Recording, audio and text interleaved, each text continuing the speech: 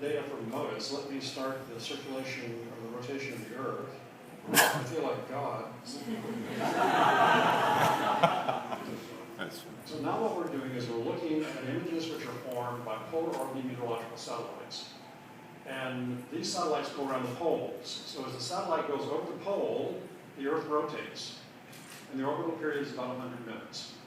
Now, many of these data are transmitted to Earth via the T3 satellites. So this is the connection. This is why we're here today. And what you notice in this color scheme, the blue colors are very cold, and then as you move towards the equators where you have the red colors, they are the very warm colors. So it's visually intuitive to us.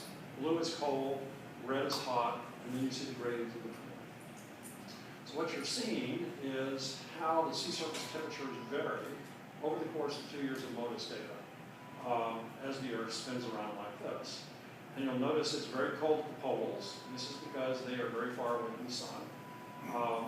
And it's very warm towards the equator, but there's quite a variation in how this evolves over time.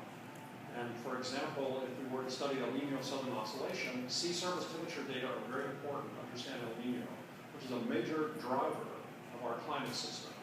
And once again, this shows graphically what happens when you can, first of all, record data after successful launches of satellites and the function of their instruments, and then the transmission of those data to the ground.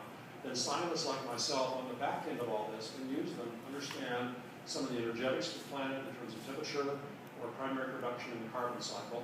And this is one graphical and very good representation of that. Now we'll move from sea surface temperature. Let's look at sea ice.